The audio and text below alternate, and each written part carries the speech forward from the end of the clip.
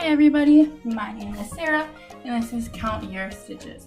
Today's video, I'm going to demonstrate how to do the corner to corner pattern. Corner to corner is literally exactly what it means. You're working from one corner to the next corners and eventually ending back up here. I just did a small, quick little swatch of it's 4 squares by 4 squares. You don't have to do a square. You can always do a rectangle. You can do a square. You can do whatever you want with this. You can also change colors throughout the blocks and make it into a little picture within the corner to corner blanket. This is also good for making little scrubbies or dishcloths. It's a very easy pattern once you get the hang of it. I am using Hobby Lobby's I Love This yarn in the colorway of Cypress Landing. It's a very beautiful color and I'm going to be using a size 5 hook. Now, as you can see, if you mess around with the little square a little bit, it does have some holes to it. What I've noticed, if you use a smaller hook, the holes aren't as prominent. You can even go down to as small as a size 4. I've done that a couple times when I've been making a project and I don't want the holes to be as noticeable. It just creates a tighter stitch. So first, what we're going to do is we are going to have a chain of 6. 1, 2, 3, 4, 5, and 6. 6 and 3 are the numbers to remember for this pattern. So we have a chain of 6. We are going to go into the 3rd chain from the hook. Remember, the one on the hook doesn't count. So we go 1, 2, and 3. So we're going to skip those 3 and go into this one. It is the 3rd chain from the beginning. I'm sorry, I said the 3rd chain from the hook. It's the 3rd chain from the beginning. And we are going to go in and work a double like normal. And we are going to do 1 double and the next 2 stitches. So we have our first little square. So now we need to do these 2 squares.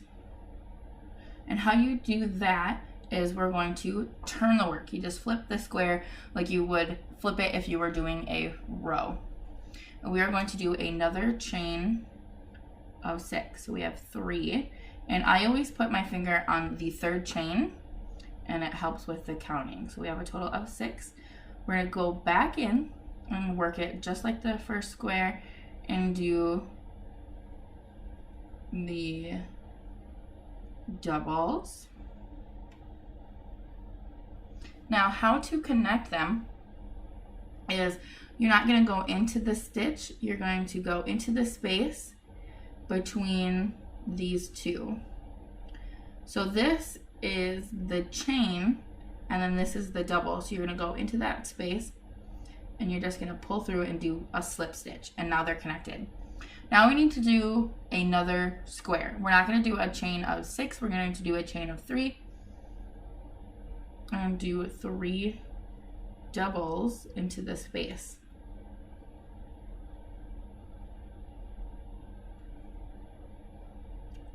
Now, if you want, you can always connect these doubles to one of the little spaces in the post of the stitch right here to kind of anchor them down to help create so that hole is not as prominent or big. I've noticed when I've tried to do that, it's a little tricky, so I don't anymore. Okay, so now we've done these 2, and then we need to do the next 3. And then this round has 4, and then there's the decreases. But if I were to keep going, you're always adding in 1 more square every time you're increasing. So we're just going to turn our work again, And since we're at the beginning, we're going to do a chain of 6. At the beginning, you always do the chain of 6 if you're doing the increased rows. So go into that 3rd chain. You're gonna work your 3 doubles. Okay.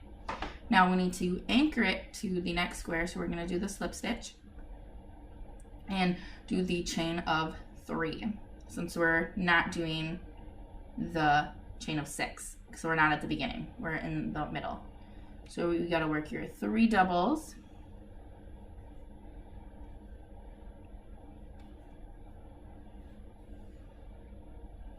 and you anchor it again to the next one. We are at the end, but we're still going to do just the chain of 3 and the 3 doubles.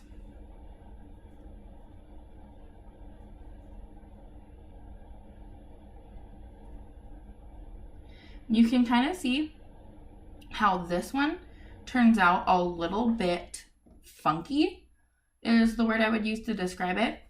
When you do the next round, the next row, square, block, whatever you want to call it, it does work itself out. And because that happened a little bit with this one, but you can tell that you can't even see that with the decreases or with the increasing rows. So to follow the swatch, I'm going to do one more row before the decreases. So we're going to turn our work and do the chain of 6. We're going to go in and do the 3 doubles.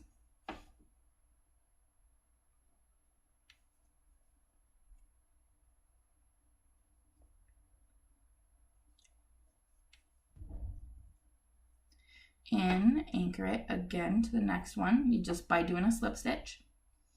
We're going to do the chain of 3 and the 3 doubles into the space around the post.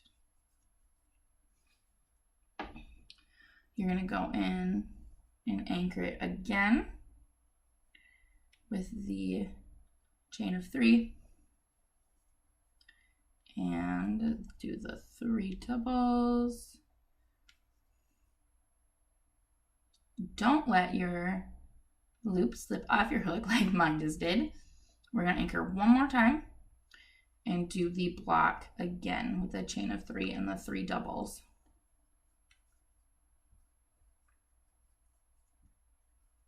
Okay, so now we have our count of 4. Now, something you need to remember, if you are doing a square, you want to have the same block count on each side.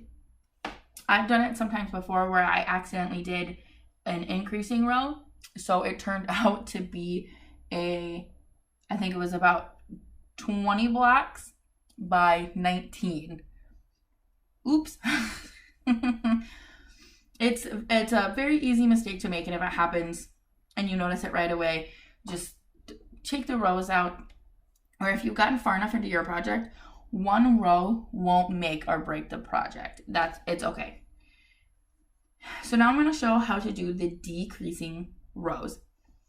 We're not going to do the chain 6 anymore. Actually, we are going to turn our work and we are going to slip stitch our way to that space. So you're going to do a total of 3 slip stitches. You're going to do a slip stitch into the 2 double crochets, and then not into this one, you're going to do a slip stitch into the space.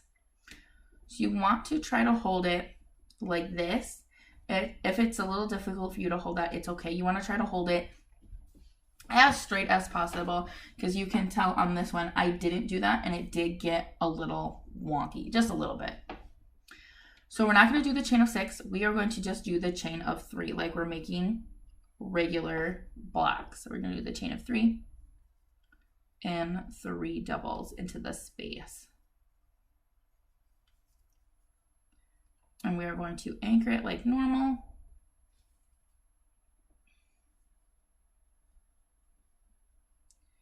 Do the chain of 3,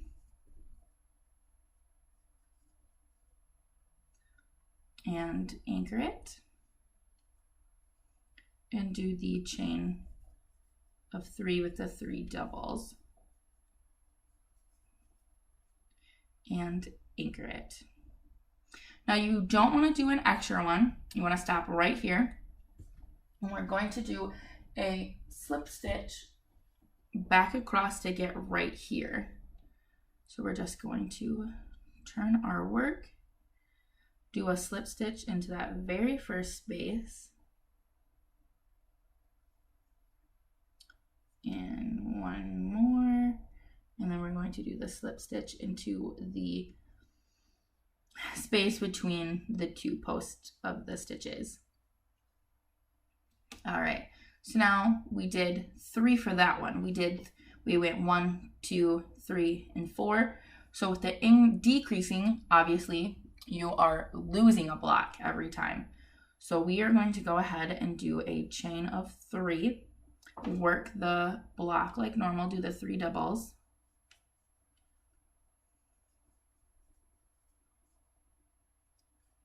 and anchor it, the chain 3 and the 3 doubles, and just like the last row for decreasing, we're going to slip stitch but not continue. What I've noticed sometimes, and I've done this myself, is you will want to automatically do a chain of 3 and do 3 more doubles. Don't do that. I've done that a couple times, and when I've been making a blanket, and I didn't notice for about 15 rows that I had an extra block, and then the next 15 rows had the extra block.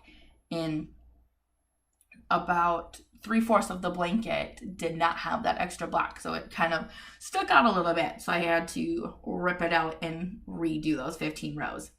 So just make sure that you're paying attention and you are stopping.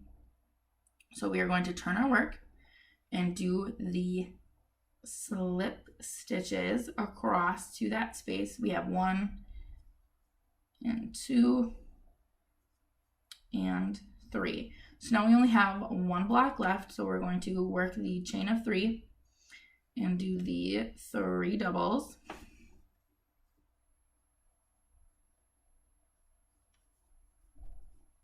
and we are going to anchor it down. Now you can either stop here or you can do a slip stitch to the corner. That all depends on what you're doing. If you want to add a border to your project, what I would do is do not slip stitch here. Just go ahead and do your border to make it look a little bit nicer. And I like to bind off here anyways, because it keeps that edge nice. So we're going to go ahead and we're gonna break the yarn, and I recommend doing that with a scissors or a shears, because that can really hurt your fingers. And we're going to fasten off. And how you want to fasten off is you're just going to pull the yarn all the way through, and you're gonna pull. And what I do to make sure that it's not gonna come undone is I take it and I do an extra, I do it like a single crochet. And I pull, and then that is where I would cut the yarn right there. So then you would have your square. Very simple, very easy to do. There is tons of patterns out there using multiple different kinds of colors. You can always do a couple rows and then change colors. You can have the self-striping yarn like I had and make it the different colors automatically. You can make a whole bunch of little squares and then connect them together. You can do it however you want to do it. The possibilities are endless with these squares. They are very easy to make and very fun to do. As always, thank you for watching. Remember to like the video and subscribe if you haven't already. And remember, if you are a new subscriber, hit that bell button so you get a notification whenever I post a video. Thank you for watching again, and as always, remember to count your stitches.